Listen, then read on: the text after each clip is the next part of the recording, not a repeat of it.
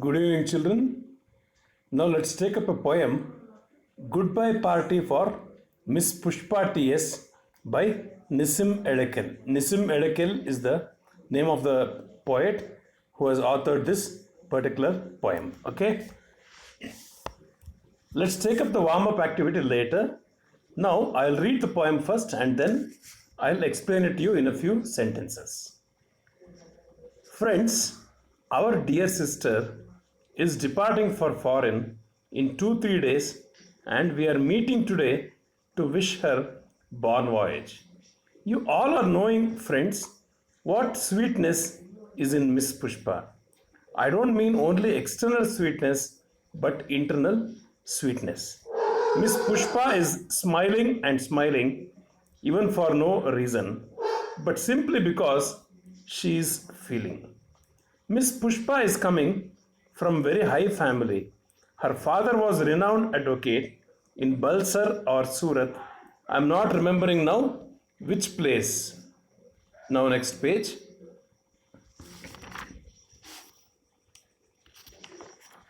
Surat. Ah yes. Once only I stayed in Surat with family members of my uncle's very old friend. His wife was cooking nicely, but that was long time ago.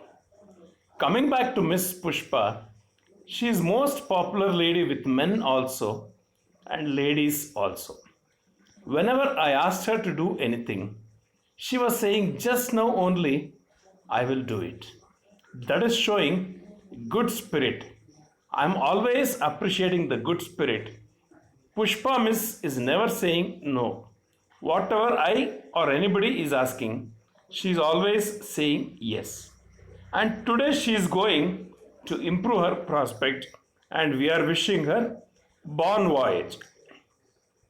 Now I ask other speakers to speak and afterwards Miss Pushpa will do summing up. That ends this poem. This is a rather humorous poem, children, full of humor. And it's a satire actually. What is the meaning of satire? Satire is something which tells something in a sarcastic way. Here, the poet Nissim Edekel, he is ridiculing the way Indians speak in English. He uses the colloquial language, the common man's language, and many Indians, while making speeches, they don't prepare properly and they commit a lot of mistakes while speaking. You can observe right from the beginning, the poet's speech is full of mistakes. He is departing for foreign in 2-3 days. A correct way of saying this would have been is departing for a foreign country or is going abroad. That would have been much better. And in 2-3 days, 2-3 days is again a wrong way of speaking English. We should always say in 2 or 3 days. You are all knowing, friends, in the second stanza. I don't mean only external sweetness but internal sweetness. Sorry. The poet says Miss Pushpa is sweet both externally as well as internally, which is again a wrong way of conveying things. He could have said she is a very nice person, not just externally but internally as well. She is good looking and she is also good at heart. That would have been a better way of presenting this. Miss Pushpa is smiling and smiling even for no reason. Again, he is not praising Miss Pushpa, he is making fun of her, saying that she smiles without any reason. Now in the third stanza, the poet says, Miss Pushpa is coming from very high family. Can any of you tell me what is the mistake here? The indefinite article A is missing. Miss Pushpa is coming from a very high family. And her father was renowned advocate. Her father was a renowned advocate. And see next he says, in Balsar or Surat, I'm not remembering now which place. This also reflects on the carelessness of many Indian people, especially people who are into public speaking. They won't have, they will not get their facts correct. They will not get their facts properly. They'll just speak something vaguely, which is what the speaker is doing here. And finally, he deviates from the topic. In the next page, you can say, Surat, yes. Now he says he remembers Miss Pushpa is from Surat, and he deviates from the topic. He says, once I stayed in Surat with family members of my uncle's very old friend. His wife was cooking nicely. This is something which is not related to the topic, isn't it? He's deviating from the topic, which might be boring for the listeners. Coming back to Miss Pushpa, she is most popular lady with men also and ladies also. Once again, a wrong way of projecting things. He could have said, first and foremost, the indefinite article is missing. He could have said, she is a most popular lady with one and all. That would have been a best way of presenting this. Whenever I asked her to do anything, she was saying, just now only I'll do it. This now only.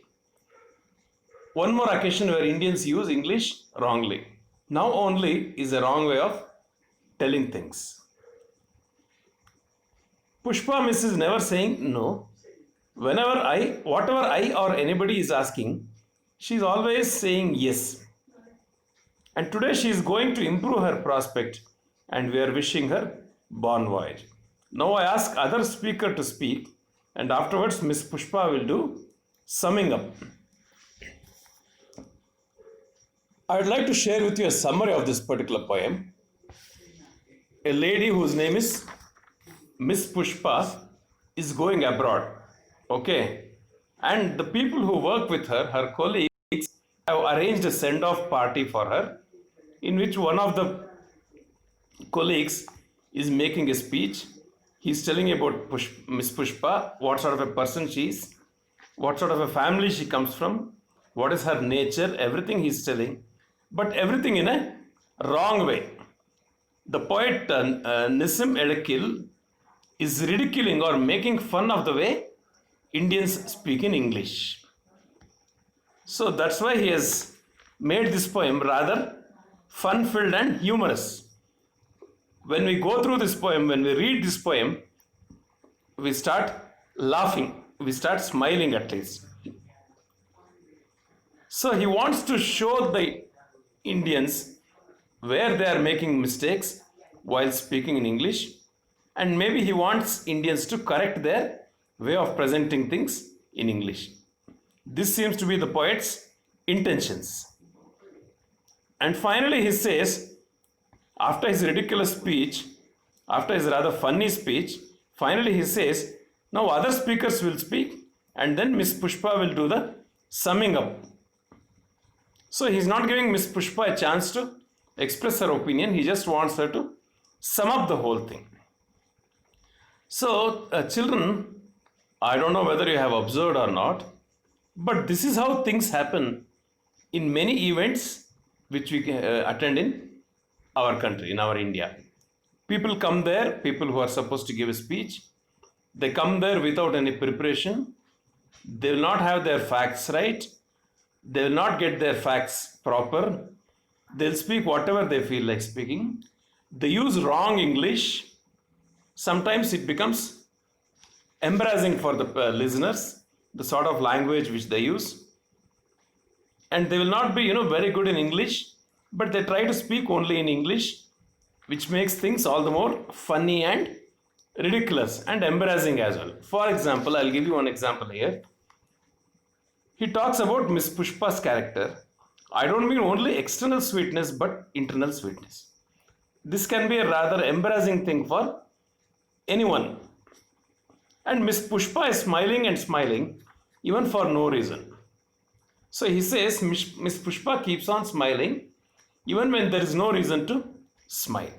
So, this is a rather fun-filled, humorous poem. I enjoyed reading it for you and explaining also. and I'm sure when you enjoyed listening to the poem. Now, what I'd like to tell you is for the SCA one, which is about to commence from next week, read this poem and memorize the first four stanzas. That is, from friends, our dear sister, up to with men and ladies also. So, these four stanzas you memorize and be prepared for SCA1. So, I enjoyed this class, children. Hope you also enjoyed. Thank you and good night.